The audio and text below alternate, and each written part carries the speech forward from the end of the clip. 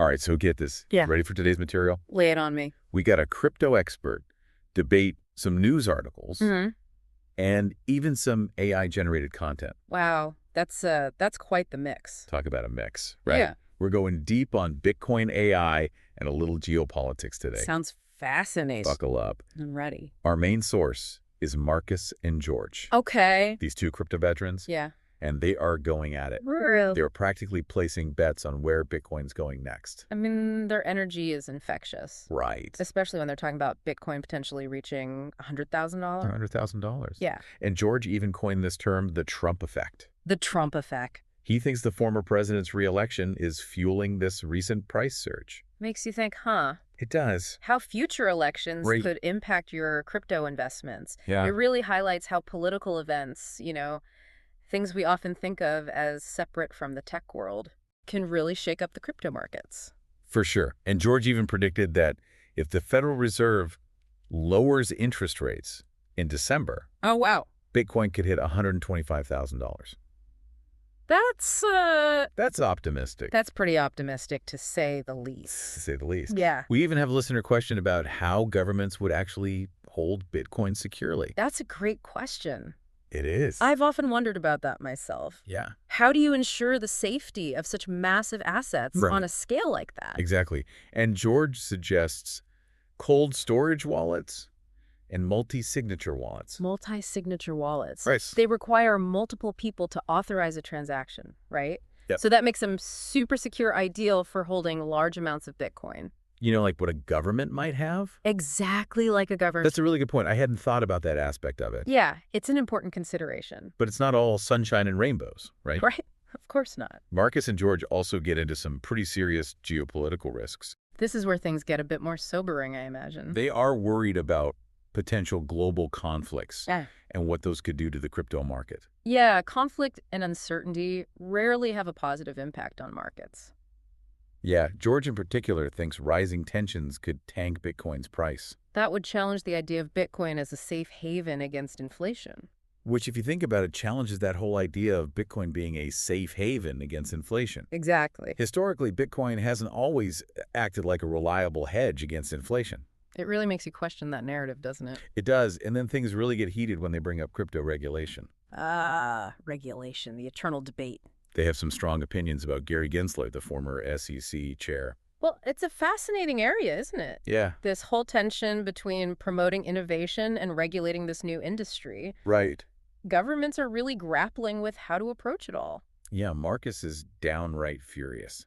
Thinks Gensler should be prosecuted for his actions, Wow. particularly surrounding the FTX scandal. It does make you think about accountability, Yeah. especially when you're dealing with new technology that can have such a massive impact on people and the market as a whole. But even Markose admits that Gensler knows blockchain technology inside and out. So it's not as simple as good guy versus bad guy then.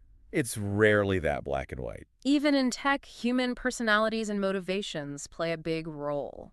And George thinks Gensler overstepped his authority, Okay. that the CFTC is actually the better agency to regulate crypto. There's definitely a debate about which agency is best equipped. Yeah. It's complicated stuff. It is. No easy answers. And adding to the regulatory drama is the speculation about Teresa Goody Guillén, Okay. a potential replacement for Gensler, who's known for being pro-crypto. That could be a big change. Yeah. Imagine the impact. All right, let's move on from the regulatory roller coaster for a bit Okay. and dive into Chainlink and interoperability. Okay. This is a game changer for blockchain, wouldn't you say? Absolutely. Connecting different blockchains opens up so many possibilities. It's a Yeah. crucial step towards a truly decentralized future. Just look at Chainlink's partnership with the World Liberty Finance Token Yeah.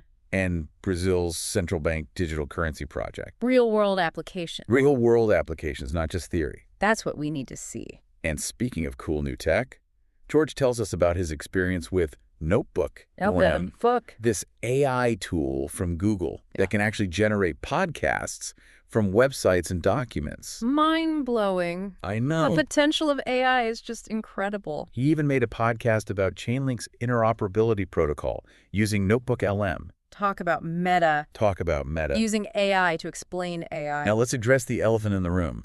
DeFi, Okay. decentralized finance. It's dead.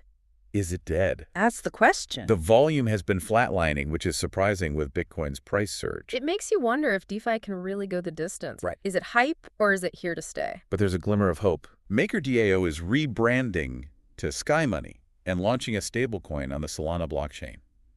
So there's still some innovation happening in that space. There is. And while we're talking about digital worlds, Yeah. can't forget the metaverse. The metaverse. Meta is still pouring resources into it. It's a polarizing concept, isn't it? It is. Some see it as a passing fad, others think it's the future of the internet.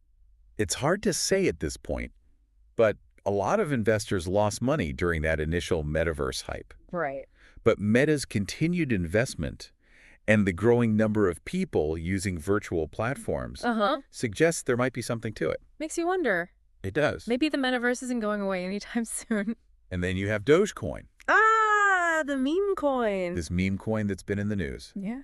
Despite its price dropping, there's been a spike in large transactions, probably driven by the Doge army and Elon Musk's tweets. The power of online communities and influencers. I know. Especially when it comes to these meme coins.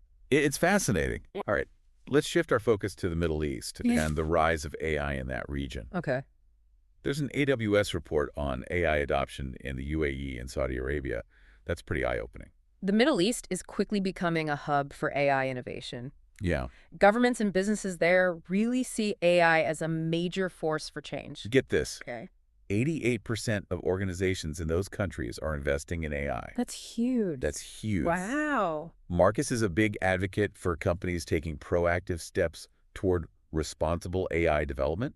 I like that. He thinks they should create their own AI councils and establish ethical frameworks rather than waiting for the government to step in. He's thinking long term. He sees this as a chance for the industry to show leadership Yeah. and make sure AI is developed in a way that benefits everyone. It's a powerful message. Okay, we've covered a lot of ground on this first part of our deep dive. We have. We've talked Bitcoin prices, geopolitical risks, regulatory drama, even touched on the metaverse and Dogecoin. It's amazing how all these different threads are starting to weave together. It is.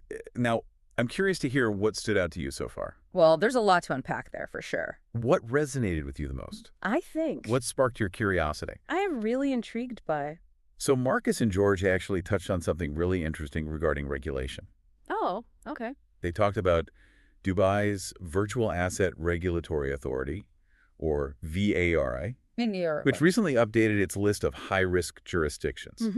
Interesting. Regulation often gets a bad rap as a roadblock to innovation. Right. But in the world of virtual assets, it plays a crucial role in ensuring a safe and stable market. I see your point.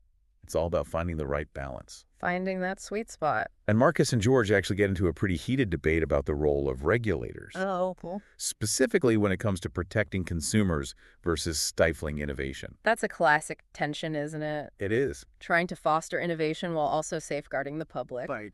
Tough choice. And they even pointed out how regulators often lag behind, Yeah, struggling to keep pace with the speed of technological advancement. that's true. They gave the example of Coinbase and Kraken, Big players. two major crypto exchanges, Right. repeatedly seeking guidance from Gary Gensler on regulatory requirements, only to be met with silence. So a lack of clarity, Yeah. which can stifle legitimate businesses and potentially give an advantage to bad actors Exactly. who are less concerned with following the rules. And then on the flip side, there's the concern that overregulation could drive talent and investment away from the U.S. Could we fall behind in the global tech race if we're not careful? It's a valid concern. It is a tough balance to strike, for sure. Beyond just the speed of regulation, Okay. both Markose and George express frustration with what they perceive as corruption and conflicts of interest within the regulatory system. I mean, the FTX scandal is a stark reminder of how a lack of proper oversight and potential conflicts of interest can lead to disastrous consequences for everyone involved. And they found it ironic that Gary Gensler, who has such deep knowledge of blockchain, Right. seemingly turned a blind eye to the FTX situation. Possibly due to the company's political connections. Yeah. It really underscores the importance of not only expertise, but also ethical conduct for those in positions of power. Especially when it comes to regulating new technologies that can have such a profound impact on society. Couldn't agree more. Speaking of ethical considerations, Yeah. they brought up that AWS report again, the one that found 88% of organizations in the UAE and Saudi Arabia are investing in AI. Right, I remember that. But only 37% have a responsible AI policy in place. That's a concerning gap. It is. All that enthusiasm for AI is fantastic, Right. but it's crucial to think about the ethical implications from the very beginning. And Markose is really passionate about this. Yep. He's urging companies to be proactive, to create their own AI councils and ethical frameworks instead of waiting for the government to catch up. So he's calling for the industry to step up and take responsibility. He is. To ensure AI development aligns with human values and societal well-being. Exactly. That's encouraging to see that kind of leadership. He even talked about potential bias in AI systems. Oh, interesting. Using Notebook LM as an example. Okay. Remember, that's the AI tool George used to create a podcast about Chainlink. Right. He noticed the system seemed hesitant to generate content praising President Trump, while it readily produced positive narratives about other topics. So potential bias baked into the system. It speaks to the potential for AI to inherit the biases of its creators or the data it's trained on. That's a really important point. It is. We need to be vigilant about bias in AI development and actively work to mitigate it. It's not just about preventing harm. Right. It's about making sure AI benefits all of humanity, not just a select few. They even discussed decentralized AI as a potential solution, Decentralized AI. emphasizing transparency and open source development. So distributing control rather than concentrating it in the hands of a few powerful entities Exactly. that could help promote fairness and accessibility. And they even compared this to Elon Musk's decision to open source Twitter's algorithms, Interesting. arguing that greater transparency could lead to more accountability and responsible development across the tech industry as a whole. Makes sense. Transparency empowers users and researchers to understand how these systems work Right. and to identify potential issues. Oh. Now let's loop back to the metaverse for a minute. Back to the metaverse. It's still generating a lot of buzz, but also its share of skepticism. Do you think it has legs or is it just hype? It's hard to say for sure at this point. Yeah. The metaverse is still very much in its early stages, Right. but the potential to reshape how we interact and experience the world is definitely there. It's like the internet in the early days. Exactly. A lot of people dismissed it as a fad, but look at it now. Meta, formerly, Facebook is going all in on this vision, Okay. pouring billions into its development. They're betting big. They are. And even Markose and George acknowledge that it's too early to tell if it will take off or not. So we'll have to wait and see. We will. But the success of the metaverse hinges on a few factors, Like what? including how quickly the technology advances, whether people actually want to use it, Right. and whether developers can create genuinely compelling experiences that go beyond just the novelty factor.